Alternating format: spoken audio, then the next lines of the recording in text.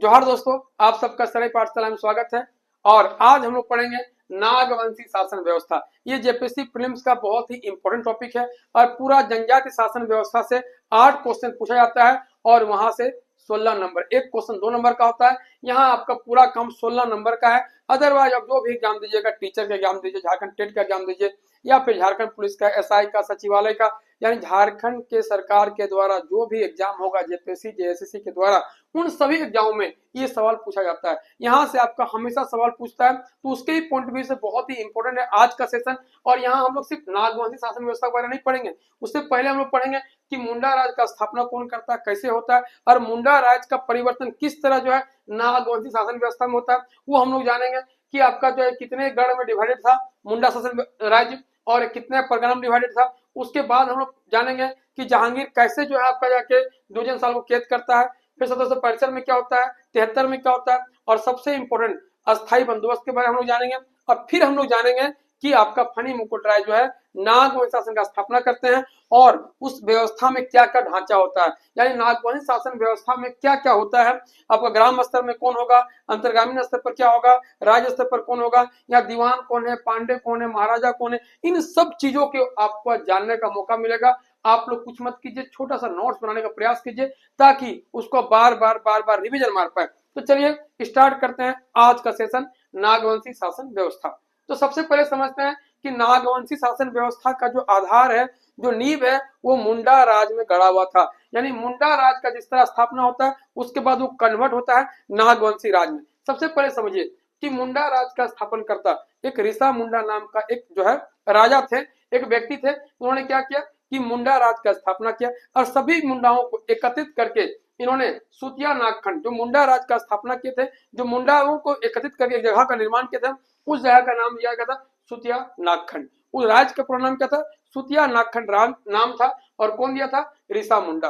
और ये सुतिया नागखंड राज्य की स्थापना करने के बाद ऋषा मुंडा के द्वारा सुतिया पाहन को राजा बनाया जाता है मुंडाओं का। तो सबसे पहला राजा मुंडा का कौन थे, ऋषा मुंडा। और ऋषा मुंडा के द्वारा क्या होता है कि सुतिया नागखंड राज्य की स्थापना की जाती है और उसके बाद सुतिया पाहन को राजा बनाया जाता है। और सुतिया पाहन के बाद मदरा मुंडा राजा बनते हैं और उसके बाद फनी मुकुट राय। यही होते हैं पहले नागवंशी राजा। तो आपको ध्यान से याद करना है पहला काम कि पहला मुंडाओं का राजा कौन है, ऋषा मुंडा। फिर कौन आया, सुतिया पाहन। फिर कौन आया, मदरा मुंडा। और फिर मदरा मुंडा का कोई बेटा नहीं रहता है, तो इन्होंने जो है एक बेटा गोद लेता है, लेकिन ये बेटा जो है मुंडा नहीं रहता है, ये ब्राह्मण कन्या का पुत्र रहता है और ये दत्तक पुत्र यानी कि गोद लिया हुआ पुत्र रहता है किनका, मदरा मुंडा का, ये फनी मुकुट राय। यही होते हैं, इन्होंने नागवंशी राज का स्थापना किया था।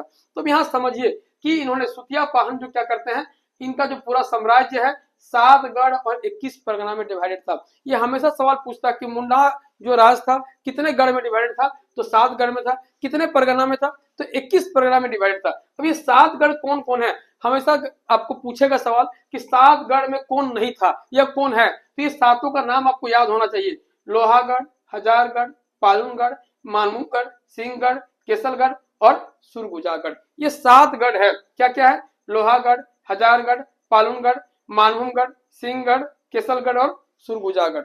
अब ये ना आपको एक ट्रिक के थ्रू आप याद कर सकते हैं कि ये सातों गढ़ का नाम आपको तुरंत याद हो जाएगा 10 सेकंड में। सूरमान सिंह हजार लोहा कैसे पालूं, एक वर्ड आपको याद रखना है, सूरमान सिंह हजार लोहा कैसे पालूं, सूरमान सिंह हजार लोहा कैसे पालूं। अब ये आपको वर्ड याद है, आपको कहीं दिक्कत नहीं होगा। सूर से हो जाएगा सुरगुजागढ़, मान से हो जाएगा मानभूमगढ़, सिंह से सिंहगढ़, हजार से हजारगढ़, लोहा से हो लोहागढ़, कैसे से जाएगा केसलगढ़ और पालू से जाएगा पालूनगढ़। तो आपको ये वर्ड याद रखना है कि सूरमान सिंह हजार लोहा कैसे पालू। ये पूरा आपका 7 गढ़ आपको याद हो जाएगा और 21 परगना में डिवाइडेड था आपका सुतिया पाहन का राज्य।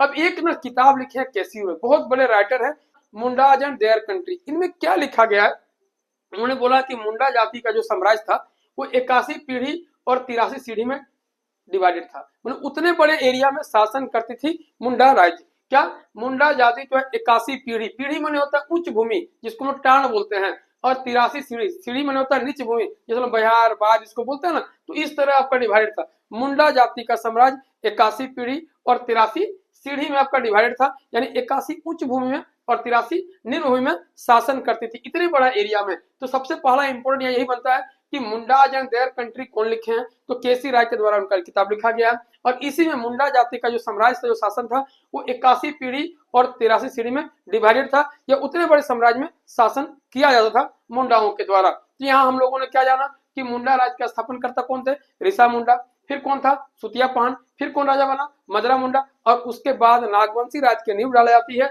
और कौन बनता है, फनी मुकुट राय। तो इसका ट्रिक है RSMF, आपको कोडवर्ड की तरह याद रखना है, RSMF।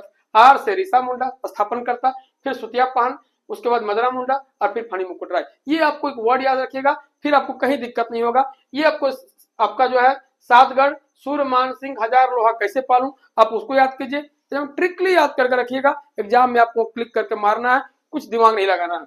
अब यहाँ देखिए, ये जो आपको कहानी है कि 1615, सबसे पहले समझिए कि अब जैसे ही आपका जो है मुंडा राज समाप्त होता है और नागवंशी राज का स्थापना होता है, यहाँ से टैक्स लेना शुरू करते हैं, कर लेना शुरू करते हैं। पहले मुगल लेता है, फिर उसके बाद जो अंग्रेज लोग आते हैं और उन लोगों ने यहाँ पे टैक्स लेना शुरू करता है, यहाँ के राजाओं से कर लेना शुरू करता है। तो सबसे पहले 1615 में जहांगीर, उस समय जो है आपका मुगल काल के राजा थे, और उन्होंने यहाँ के जो दुर्जन साल थे उसे 6000 रुपये वार्षिक कर लेता है।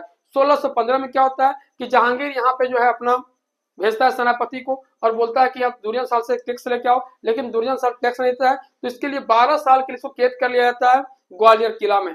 फिर 27 में इसको छोड़ा जाता है और बोला जाता है कि सालाना जो है आपको 6000 रुपए का टैक्स देगा। तो 1615 से इन लोग नियमित जो है टैक्स देना शुरू करता है मुगल साम्राज्य को। उसके बाद फिर 1765 में क्या होता है, जैसे ही अंग्रेज यहाँ पे आते हैं आपका बंगाल में, पटना में, इन लोगों का शासन बढ़ता है, इन लोग का, अंग्रेज लोग का। तो क्या होता है, अंग्रेजों को दीवानी अधिकार मिलने के बाद पटना काउंसिल के अंतर्गत फोर्ट विलियम को छोटानागपुर क्षेत्र से कर वसूलने की जिम्मेदारी दी जाती है, पर असफल रहा।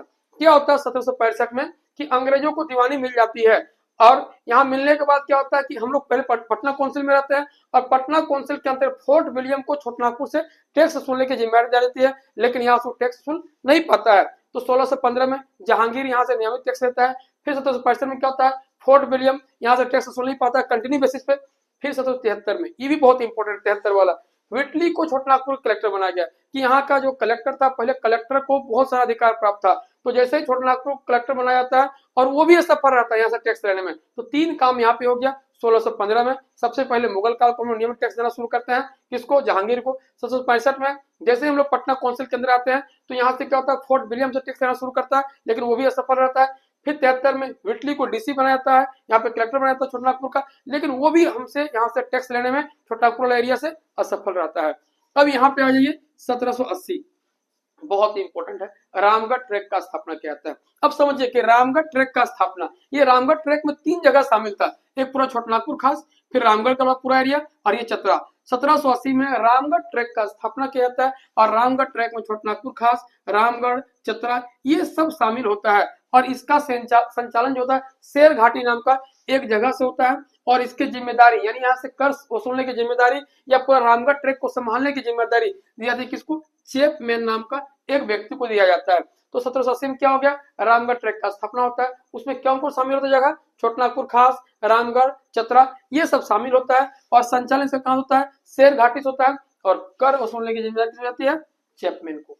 अब समझिए, जो कर वसूलने का जो काम होता है, जो कंटिन्यू बेसिस पे स्टार्ट होता है, वो होता है अस्थायी बंदोबस्त। ये सबसे भी VI है, यहाँ जितना सारा चीज देख रहे हैं, जहाँ पे आपका 1615, 65, 1765, फिर 1773, उसके बाद जो आपका 1780 और 1793, ये 1793 सबसे इंपोर्टेंट यहाँ पे है। यहीं से अस्थायी बंदोबस्त शुरू होता है लॉर्ड कॉर्नवालिस के द्वारा। और ये कॉर्नवालिस क्या करता है कि किसानों से, लोगों से टैक्स वसूलना बंद करता है और सीधा जमींदार से यानी राजाओं से टैक्स लेना शुरू करता है। अब देखिए, ये जो कहानी आपको याद करना है कि नागवंशी राजाओं को जमींदार बना दिया गया। जैसे आप यहाँ पढ़ रहे हैं, फनी मुकुट राय ने नागवंशी राज की स्थापना की। ये तो राजा थे, लेकिन जैसे ही आपका जो है अस्थायी बंदोबस्त शुरू होता है, अब राजा को क्या बना दिया गया, जमींदार। क्या बना दिया गया, जमींदार। और राजा नहीं रहा, राजा का क्या गया, जमींदार आ गया। तो आपको ये पूरा कहानी याद रखना है। और मुगल काल में जो लोग टैक्स दे रहे थे वो था, उसका नाम था पेशकश या नजराना। एक प्रकार का कर था, एक प्रकार का टैक्स था, पेशकश कर या नजराना कर। और इसका नाम अंग्रेज काल में चेंज हो गया मालगुजारी। यानी क्या होता है कि जैसे ही अंग्रेज आते हैं, राजा को क्या बना दिया, जमींदार। और टैक्स का नाम पहले पेशकश से नजर आ रहा था, अब इसका नाम क्या हो गया, माल गुजारी। अब यहाँ आइए नागवंशी राज का शुरुआत कौन करता है, तो आपका जाके फणी मुकुट राय। जैसे ही नागवंशी शासन व्यवस्था शुरू होता है तो पहला राजा बनते हैं फणी मुकुट राय। यहाँ हम लोग पढ़े थे कि फणी मुकुट राय मदरा मुंडा का दत्तक पुत्र था, गोद लिया हुआ पुत्र था। नागवंशी राज की स्थापना करते हैं फणी मुकुट राय और प्रथम शताब्दी यानी कि 64 एडी में क्या होता है, नागवंशी राज का स्थापना किया जाता है। आपको यहाँ क्वेश्चन इस तरह पूछेगा कि नागवंशी राज की स्थापना फणी मुकुट राय ने कब की, प्रथम शताब्दी में, दूसरी में, तीसरी में या चौथी में। आपको मारना क्या है, प्रथम शताब्दी में नागवंशी राज की स्थापना फणी मुकुट राय के द्वारा किया जाता है। या फिर कभी कभी आपको जो है ईस्वी पूछेगा तो 64 ईस्वी, क्या मारना है, 64 ईस्वी। और फणी मुकुट राय का जो पूरा साम्राज्य था वो 66 परगना में, 66 परगना में डिवाइडेड था। तो याद रहेगा कि नागवंशी राज्य के संस्थापक कौन थे, फणी मुकुट राय थे। कब के, प्रथम शताब्दी में। ईस्वी पूछेगा तो 64 एडी में, 64 ईस्वी में। और इनका पूरा साम्राज्य 66 परगना में, 66 परगना में डिवाइडेड था। अब ये जो आपका जैसे ही फणी मुकुट राय के द्वारा नागवंशी राज्य का स्थापना होता है तो क्या होता है कि एक साम्राज्य ऐसे तो चलता नहीं है, खाली राजा रानी और प्रजा तो साम्राज्य चलेगा नहीं ना, उसके लिए पूरा एक सिस्टमेटिक ढांचा होता है। तो उन ढांचाओं को ही हम लोग बोलते हैं शासन व्यवस्था, कि किस तरह शासन चलता है। तो ये आपका एक ग्राम स्तर पर होगा, एक अंतरग्रामीण स्तर पर होगा, एक राज्य स्तर पर होगा। जैसे हम लोग अभी झारखंड के हैं तो झारखंड में एक ब्लॉक लेवल में बीडीओ होता है, आपका जो जिला लेवल में डीसी होता है, और आपका देख रहे हैं स्टेट को संभालने के अलग अलग जो लोग होते हैं। तो उसी तरह से उस वक्त भी क्या था, ग्राम स्तर पर, अंतरग्रामीण स्तर पर और राज्य स्तर पर, ये 3 तरह से डिवाइडेड था नागवंशी शासन व्यवस्था। तो ग्राम स्तर पर 2 व्यक्ति थे, महतो और भंडारी। अंतरग्रामीण स्तर पर 2 व्यक्ति थे, भुइंयर और पाहन। और राज्य स्तर पर 3 व्यक्ति थे, महाराज, दीवान और पांडे। क्या क्या बोलना है आपको याद रखना है, ग्राम स्तर पर महतो और भंडारी, अंतरग्रामीण स्तर पर भुइंयर और पाहन, और राज्य स्तर पर महाराज, दीवान और पांडे। अब यहाँ हम लोग समझते हैं कि सबका काम क्या क्या था, कि महतो काम क्या है, भंडारी का क्या है, भुइंयर क्या है, पाहन का, महाराज का, दीवान का और पांडे का, इन सब का काम क्या क्या है। और यही सबसे आपका जो है मूल आधार बनता है नागवंशी शासन व्यवस्था का। और यही आपको पूछेगा पाहन का काम क्या है, दीवान का काम क्या है, भंडारी किस शासन व्यवस्था से जुड़ा हुआ है, तो ये आपको पूरी चीज जानना है।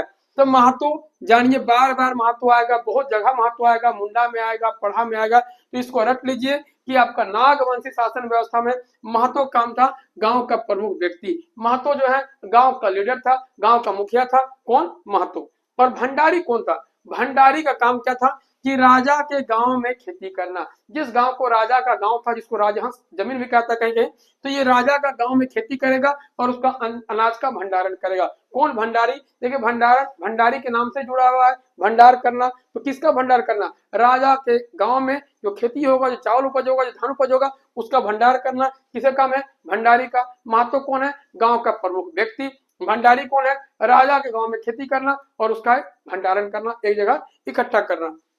अब पढ़ा स्तर पर, जिसको बोलते हैं अंतरग्रामीण स्तर। पढ़ा स्तर क्या होता है कि पढ़ा जो है बहुत सारे गांवों को मिला के पढ़ा का निर्माण किया जाता है और इसमें बहुत सारे गांव शामिल होते हैं, इसीलिए इसको अंतरग्रामीण स्तर कहा जाता है। तो ग्राम स्तर के बाद पढ़ा स्तर जो एक अंतरग्रामीण संगठन होता है। तो यहाँ पे होता है भुइंयर। अब ये भुइंयर के बारे में पहले जानिए। ये पढ़ा का प्रमुख होता है, जिस तरह गांव का प्रमुख महतो होता है उस तरह पढ़ा का प्रमुख कौन होता है, भुइंयर होता है। इसे पहले मानकी कहा जाता था। कहीं कहीं आप पढ़े होंगे कि आपका जो है पढ़ा पंचायत का मुखिया कौन होता है, तो मानकी होता है। तो एक भुइंयर को पहले नाम क्या था, मानकी नाम दिया गया था और इसका काम था टैक्स वसूलना। बहुत सारे गांवों में टैक्स वसूला कौन, महतो, और महतो कौन लेगा, भुइंयर। तो याद रखिएगा कि पढ़ा का प्रमुख कौन है, तो भुइंयर है। पहले इसका नाम मानकी था, कहीं आपको मानकी भेजेगा तो आपको मानकी मार देना यदि भुइंयर ऑप्शन में मिलेगा तो। और इसका काम क्या था, कर वसूलना इसका बेसिकली काम था। अब यह पाहन, हर जगह पाहन का एक ही काम है, धार्मिक काम।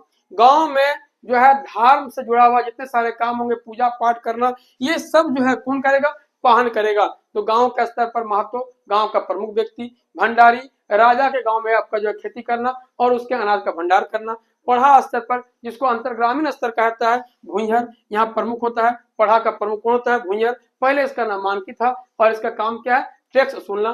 पाहन पूरा धार्मिक प्रधान होता है, कौन, पाहन। अब देखिए राज्य स्तर में यहाँ 3 व्यक्ति है, महाराजा, दीवान और पांडे। महाराजा काम क्या है, ये नागवंशी शासन व्यवस्था में राजा को महाराजा कहा जाने लगा। जैसे यहाँ पे फणी मुकुट राय जो है पहले राजा थे, ये फणी मुकुट राय को अब राजा नहीं क्या कहा जाने लगा, महाराजा। तो याद रखिएगा कि नागवंशी शासन व्यवस्था में राजा जो सबसे बड़ा लीडर होता है उसको कर दिया गया महाराजा। तो राजा और महाराजा एक ही है। दीवान क्या है? ये राजा का वित्त प्रमुख है, ये महाराजा का फाइनेंशियल जो है चीफ है। कौन? दीवान। और पांडे कौन है? पढ़ा राजा का संदेशवाहक। यदि यहाँ महाराजा जो होता है कुछ बात पहुंचाना है पाहन के पास, भुइयां के पास, भंडारी के पास, महतो के पास, तो किसके द्वारा जाएगा? पांडे के द्वारा। एक तरह से और लोग जो है महतो, भंडारी, भुइयार, पाहन और दीवान जो है जुड़ पाते हैं महाराजा से तो पांडे के माध्यम से। तो ये अब याद हो गया महाराजा कौन है? नागवंशी शासन व्यवस्था में राजा को ही महाराजा कहा गया। वित्त प्रमुख कौन है? तो दीवान है। और पढ़ा राजा का संदेशवाहक कौन है? तो पांडे है। तो ये आपका नागवंशी शासन व्यवस्था का जो है ढांचा था, ग्राम स्तर पर, अंतरग्रामीण स्तर पर और राज्य स्तर पर। तो दोस्तों चलिए एक बार हम लोग पूरा क्विकली रिविजन लेते हैं ताकि आपका एग्जाम में 100% स्कोर हो पाए। तो सबसे पहले समझते हैं मुंडा राज का स्थापन करता। हम लोगों ने यहाँ पढ़ा एक ट्रिक RSMF, यानी ऋषा मुंडा मुंडा राज का स्थापन करता। फिर बना सुतिया पहन, फिर बना मदरा मुंडा और मदरा मुंडा के बाद नागवंशी वंश के प्रथम राजा फनी मुकुट राय जो है बनते हैं। और यहाँ पे केसी राय ने किताब लिखे थे मुंडा एंड देयर कंट्री। इसमें पूरा मुंडा जो है साम्राज्य जो है 81 पीढ़ी और 83 सीढ़ी में डिवाइडेड थी या शासन करती थी। और ये सुतिया पहान का जो साम्राज्य था 7 गढ़ और 21 परगना में डिवाइड था। और ये 7 गढ़ कौन कौन है? तो सूर, मान सिंह, हजार लोहा कैसे पालूं, इसका ठीक था। सूर से सूरगुजागढ़, मान से मानभूमगढ़, सिंह से सिंहगढ़, हजार से हजारगढ़, लोहा से हो जाएगा लोहागढ़, कैसे से हो जाएगा केसरगढ़ और पालू से पालूनगढ़। अब यहाँ 1615 में क्या होता है कि जहांगीर यहाँ पे जो टैक्स लेना शुरू करता है और किससे? दुर्जन साल से 6000 सालाना। 1765 में क्या होता है कि पटना काउंसिल की दीवानी मिलने के बाद अंग्रेजों को जो है यहाँ पे एक व्यक्ति किसको जिम्मेदारी सौंपा जाता है? तो आपका यहाँ फोर्ट विलियम को जिम्मेदारी सौंपा जाता है, लेकिन वो कर वसूल नहीं पाता है कंप्लीटली रूप से। फिर 1773 में व्हिटली को छोटनागपुर का डीसी बनाया जाता है, लेकिन वो भी यहाँ 100% जो है टैक्स वसूल नहीं पाता है। फिर आते हैं 1780 में रामगढ़ ट्रैक का स्थापना होता है। इसमें छोटनागपुर खास को, फिर आपका रामगढ़ को और चतरा को शामिल किया जाता है और संचालन होता है शेर घाटी से। और कर वसूली किसकी मिलती है? चैपमैन को मिलती है। फिर अस्थायी बंदोबस्त का शुरुआत होता है लॉर्ड कॉर्नवालिस के द्वारा 1793 में। और यहाँ पे नागवंशी राजाओं को अब जमींदार बना दिया जाता है और पेशकश या नजराना जो मुगल काल में टैक्स वसूला जाता था उस टैक्स का नाम माल गुजारी होता है अंग्रेज काल में। अब यहाँ से होता है आपका नागवंशी राज की शुरुआत फनी मुकुट राय के द्वारा। फनी मुकुट राय जो है नागवंशी राज का स्थापना करता है 64 AD में और उनका जो पूरा साम्राज्य तो है 66 परगना में डिवाइडेड था।